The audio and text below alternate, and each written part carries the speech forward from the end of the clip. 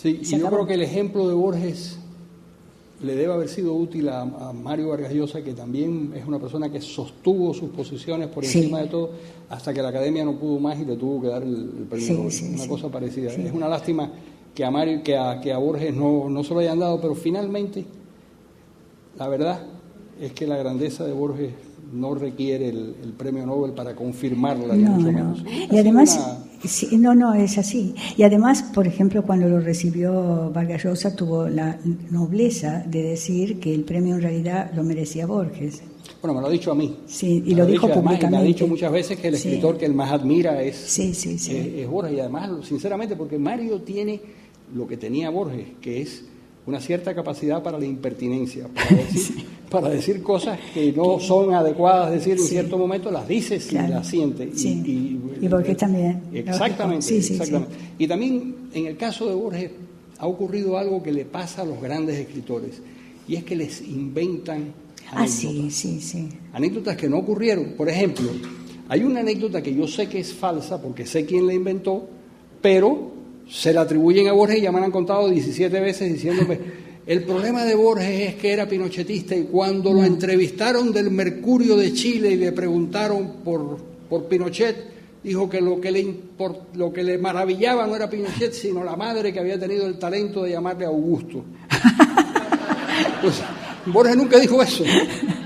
Pero como la anécdota es buena, pues entonces la repiten y al final le genera una cantidad de hostilidades también tremendas. Claro, y además que eso muestra la mala fe o la ignorancia, ¿no es cierto?, que también puede ser de la gente, ¿no? Porque, por ejemplo, cuando, de acuerdo a la experiencia que yo tuve, cuando un país, cualquiera fuera, le daba un doctorado honoris causa, normalmente, creo que debe ser protocolo porque eso sucedió siempre, el presidente del país está presente o le ofrece una comida. Por ejemplo, cuando él recibió el doctorado honoris causa en París, en la Sorbonne, estaba Mitterrand, y después hubo una comida con él. Y cuando recibió el doctorado en Cambridge, nunca me voy a olvidar porque habían preparado un almuerzo y bajó en helicóptero el marido de la reina de Inglaterra, que había estudiado en esa universidad, y la reina no iba a ir, pero fue su marido a rendir homenaje. Entonces, no es que él fue a ver a Pinochet. Y por otra parte, me parece una cosa de desconocimiento total. Él iba para recibir el doctorado honoris causa de la Universidad Católica de Chile. Entonces, siempre el presidente del país que fuera está presente, o después lo homenajea con un almuerzo o lo que sea, en fin. Esa es la experiencia que yo tuve a lo largo de todos los doctorados honoris causa que a él le dieron en el mundo, ¿no? Claro. También hay una enorme desproporción, porque a Borges, por sus posiciones políticas, básicamente el antiperonismo. El antiperonismo es lo que hace que dibujen un Borges que probablemente no... Yo hablé con Borges la tarde, aquella que hablamos varias horas, hablamos de política.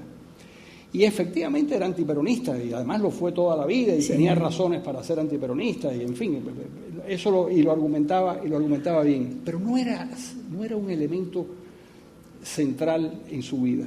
No. Por supuesto que no. Y sin embargo convierten esas opiniones en algo que lo margina o que lo elimina. Le perdonan a Neruda que le haya escrito poemas a Stalin, pero no le pueden perdonar a Borges que haya tenido posiciones políticas conservadoras o liberales, porque realmente lo que era un liberal más que... Claro, él había sido criado en la época del siglo XIX, de donde provenía su madre y su padre, naturalmente, en una posición que era totalmente, por parte del padre, sobre todo, de libre pensador. Los señores en Buenos Aires, como él me contaba en esa época, eran libre pensadores, o sea que no estaba esa cosa que viene después con el tiempo, de esa especie de esclavitud y obediencia a un partido político, ¿no? Entonces, él era un hombre independiente, libre, que decía lo que quería, y por eso pudo hacer esa obra. Pero no vivía atado a ninguna... Y fue muy gracioso porque al final de su vida él se hizo conservador. Se afilió al Partido Conservador y se reía y decía que se afilió porque era el único partido que él sabía que nunca iba a ganar. no corría el riesgo de... No corría ningún riesgo.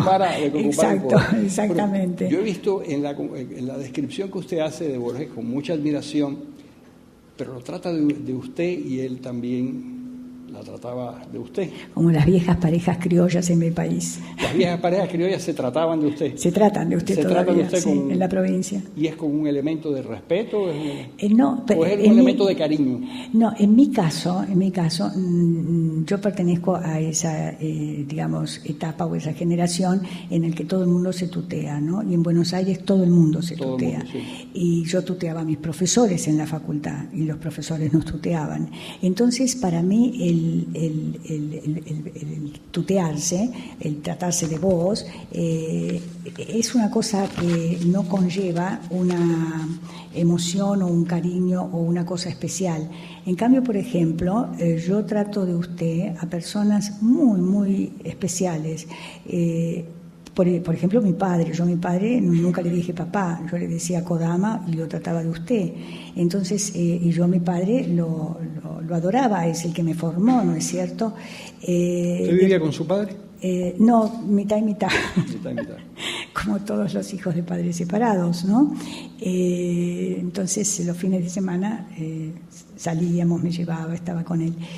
Y bueno, entonces para mí, entonces Borges me dijo, bueno, que si yo lo trataba de usted, él no me podía tratar de vos porque era como ponerme en otra posición. Entonces que si yo quería tratarnos como las viejas parejas criollas de la Argentina, nos íbamos a tratar los dos de usted. ¿Y se sentían cómodos en ese tema? Ah, sí, sí, sí. ¿Cuál era el Borges de la intimidad? ¿Era un Borges tierno? ¿Era un Borges cariñoso? ¿Era una relación esencialmente intelectual? ¿Cómo era el vínculo? No, cuando escribía naturalmente o cuando leíamos, yo le leía naturalmente una relación intelectual, pero después no, después era muy divertido, era una persona muy, muy tierna, muy cariñosa, era un encanto de persona. Y después yo no recuerdo cuando él partió, bueno, yo a veces pensaba, bueno, vamos a ver qué cosa terrible me hizo para poder no sufrir, ¿no? Es decir, uno empieza a recordar lo negativo que le hizo a alguien que partió y de esa manera equilibra la pena, el dolor. Y yo no encontraba nada porque nosotros nunca, digamos, yo nunca le decía nada desagradable a él nunca me dijo nada desagradable a mí. Parecía ser el hombre menos agresivo. Nada de agresión, absolutamente nada. Y entonces era una vida así maravillosa, ¿no? Realmente. ¿Usted que le gustaba la danza y le gustaba la música, a él también le gustaba la música? No, a él la música le gustaba determinado tipo de música. Es muy curioso, porque él decía que él era sordo musical, pero sin embargo le gustaba, por ejemplo, Bach, le gustaba Brahms, que son músicos más o menos que tiene uno que gustarle algo la música para gustar eso. Después le gustaba, por ejemplo, la música barroca, le gustaba Pink Floyd, los Beatles. ¿Le gustaban los Beatles? Sí, los Rolling Stones, pero eso me influencia. ¿Y le gustaba el jazz? Le encantaba el jazz. Cuando veníamos acá a Estados Unidos, siempre íbamos a algún lugar, él averiguaba dónde se tocaba jazz, y estuvimos una vez, me acuerdo, en un extraordinario festival de jazz en Nueva Orleans. Lo disfrutó muchísimo. Entonces era una persona que yo le decía a mis ¿Logró amigos, bailar con él? No, él no bailaba. No, pero eso fue muy lindo porque resulta que una vez estuvimos, varias veces, pero una vez estuvimos en Creta. Entonces, a él no le gustaba comer en el hotel. Entonces averiguamos dónde podíamos comer afuera. Y el hombre del hotel nos dice, bueno, allá hay un restaurante. Allá era el páramo y luego un restaurante en Creta. Entonces llegamos, todo el restaurante iluminado, pero vacío. Le digo, bueno, el hombre se ha equivocado. Y él dijo, bueno, esperemos. Y en eso vienen, nos abren y nos hacen pasar, pero el restaurante estaba vacío. A los pocos segundos nos dimos cuenta que estaba cerrado porque estaban esperando a los novios que venían con el archimandrita y todos, y que nosotros éramos, como él me dijo, colados, es decir, estábamos porque los unos pensaban que nos habían invitado los otros y los otros que la pareja del novio pensaba que era la novia. ¿Lograron comer? Sí, nos sirvieron, todo una maravilla. Entonces, después viene un griego, un cretense, y le pide permiso a él para sacarme a bailar. Y yo digo, no, porque bailes griegos, claro, la música griega. ¿Usted sabe bailar baile griego? Bueno, después de eso, yo no sabía bailar, pero como estoy acostumbrada a bailar, puedo seguir el ritmo de cualquier música, aunque no sepa los pasos de la música, ¿no? Puedo seguir como el ritmo. Y entonces cuando volvimos a Buenos Aires me decía, bueno, que yo tenía que aprender a bailar griego. Y me anoto en unos cursos. Entonces me dice, bueno, que él quería venir conmigo, porque le gustaba la música y quería imaginar cómo yo aprendía. Bueno, resultado, el profesor... Yo le había ya preguntado al profesor si daba clases particulares. Me dijo que no, que tenía un grupo de alumnos y que yo tenía que ir ahí. Perfecto. Entonces, vamos con Borges. ¿Qué pasó? Todos los alumnos alrededor de Borges y finalmente tuvo que darme la clase a mí sola, porque todos hablaban con Borges. Y me dijo, María, creo que tienes razón, te voy a dar clases particulares. Y ahora hablamos de la comida de Borges. ¿Qué le gustaba comer a Borges? Arroz con manteca y queso. Así.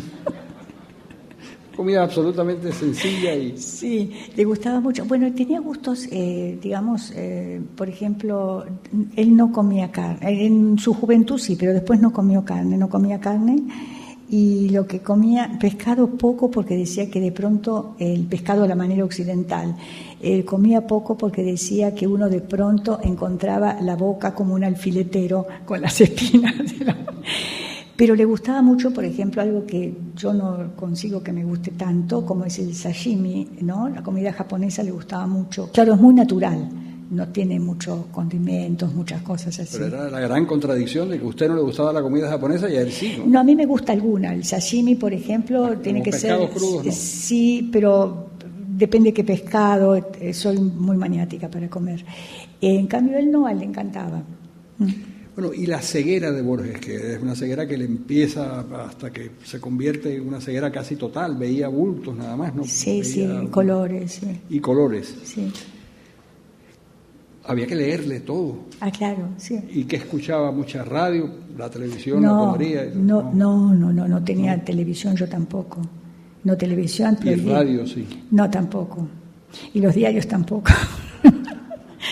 ¿Y cuáles eran las fuentes de información aparte de...? La información era, yo aprendí eso, charlar, hablar, observar, sentir, y entonces uno tiene como las cosas más concretas que no deformadas a través de una información que siempre es tendenciosa, ¿no? Que es lo que él me decía, y que es verdad.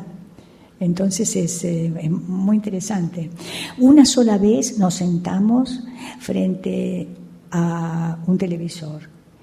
Y para que yo le describiera que fue cuando el hombre llegó a la luna y caminó por la luna. Entonces ese fue el primero, único y último día que se sentó frente a un televisor, porque era para él un acontecimiento fascinante, ¿no? Sí. Le cuento, uno de mis buenos amigos es un psicólogo ciego, lo cual yo creía que era una desventaja, pero me dice este psicólogo ciego que es una ventaja. Claro. Que él descubre en los matices de la voz una cantidad de información que quien no es... ¿Eso le pasaba a Borges? Sí, él tenía ese sexto sentido que se creía que era algo mágico y se descubrió que realmente existe en la parte donde dibujan el tercer ojo en la India, y que algunas personas lo tienen medio milímetro más desarrollado que el resto de la gente, y eso les permite esa percepción que Borges tenía, por ejemplo, ¿no? Y que... ¿Sobre el interlocutor? Sí. Entonces él decía, por ejemplo, bueno, esta persona yo no quiero verla más, o esta persona es agradable, sí, está bien, pero era más allá de lo que pudiera hablar con él o decirle, era una cuestión, y sentía mucho también los lugares, ¿no? En una cosa así muy especial con el lugar, cuando entraba a un lugar, me decía, bueno, esto es uncanny. Entonces, esa palabra inglesa intraducible, ¿no? Que significa esa ambivalencia entre algo terrible, oscuro y otra historia. Eso de las percepciones. Freud tenía 2 perritos y los tenía en su oficina, y cuando el perrito le ladraba y era agresivo con el paciente, Freud llegaba a la conclusión de que ese paciente le mentía y era un canalla. Ah, pero qué horror.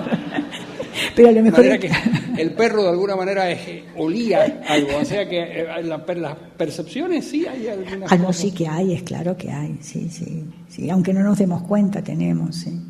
Algunos más desarrollados apenas que otros y eso les permite una seguridad mayor. Sus últimos días los pasa en Europa. Sí. Ya enfermo de cáncer, ya sabe que va a morir y quiere agotar la vida. Y agotar la vida junto a usted. Es decir, pasear, hacer todas las cosas. ¿Por qué decide él quedarse, es decir, que lo entierren en Suiza y no en Argentina? Bueno, porque es una historia muy compleja y justamente eso tiene que ver con la falta de respeto, ¿no es cierto?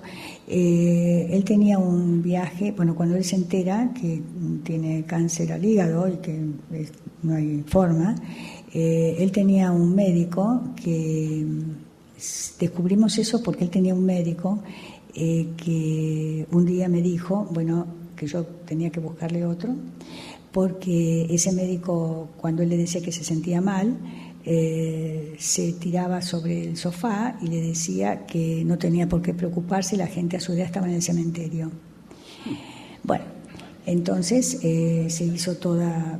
yo le dije, yo realmente tengo un médico, pero que no sé, me ha tenido una vez cada 1000 años porque no lo necesito, pero creo que es bueno porque una vez que yo había tenido un problema en un brazo, que debía ser un virus o algo así, salí bien, me lo trató muy bien.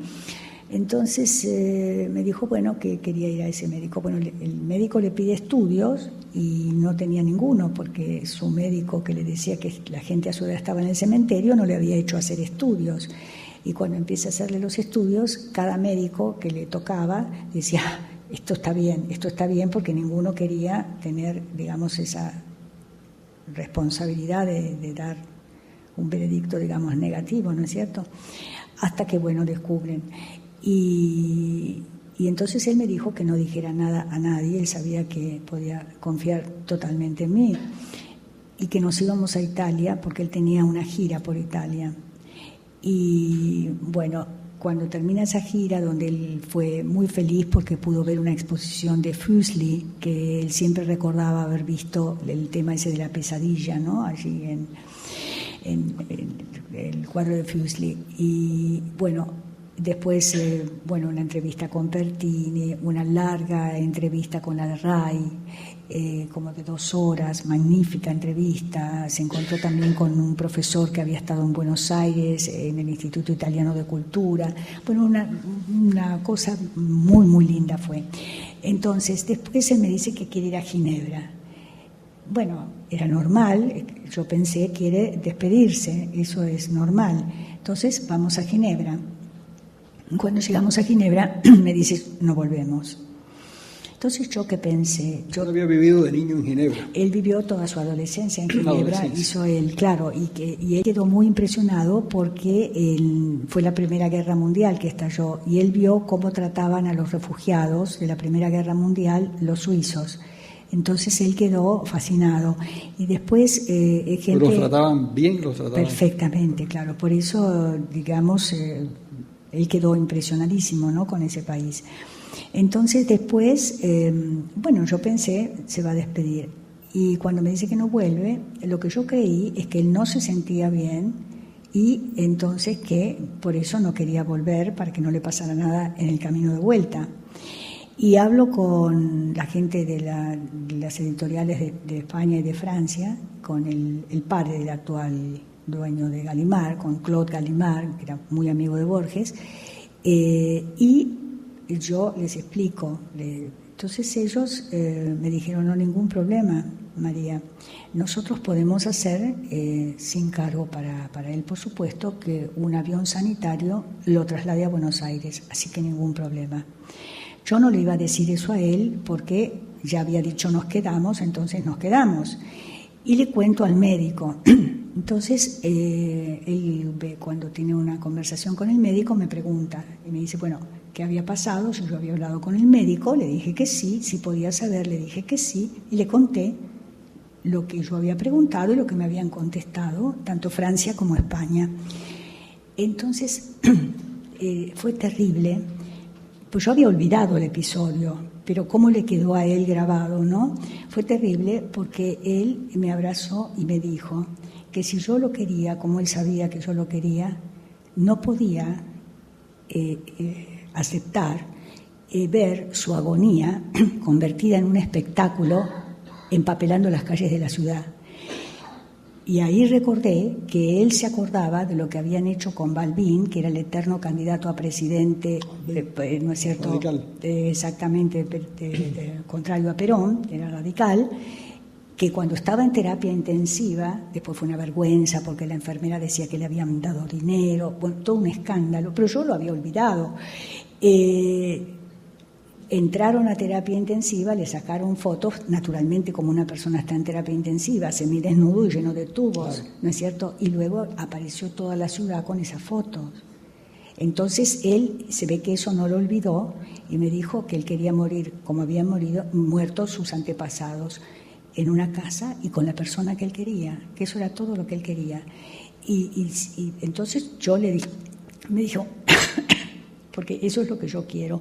Entonces yo le dije... ¿Usted lo acompañó hasta el final? Sí, por supuesto. ¿Le cerró los ojos? Sí, por supuesto. Entonces me dijo, yo le dije, no es que yo quiero volver, yo lo que quiero, le dije, es que usted decida en libertad, como ha sido su vida. Y entonces, si usted, yo imaginé que quizá usted temía volver, el miedo es la peor de las esclavitudes porque es la que nos imponemos. Entonces, para elegir en libertad, yo le propongo esa posibilidad, pero si usted no la quiere, está bien, nos quedamos. Porque es lo que me gustaría que hicieran conmigo, es decir, no... ¿Y quería que lo enterraran en Ginebra? Sí, claro. ¿Cómo era la relación de él con Argentina en general? Si se puede tener una relación con un país. ¿Había un tipo de amor-odio, de rechazo? ¿Todo era...? ¿Cómo? No, lo que pasa es que es un país muy complicado. Él adoraba su país, como él decía en algunos poemas, yo he estado siempre y estaré en Buenos Aires. El borde de Buenos Aires. La parte por el todo, o sea, a través de toda su obra está su ciudad y no por eso dejó de quererla. Lo que pasa es que la gente es como muy a veces primaria, no entiende que hay matices, que hay una serie de cosas que son diferentes, ¿no? Nos están coartando nuestras libertades. No, lo que ocurre, María, es que usted es muy amena contando las historias y las preguntas son muchas, pero el tiempo termina. El tiempo termina. Así que yo lo que quiero es pedir un gran aplauso para esta mujer excepcional.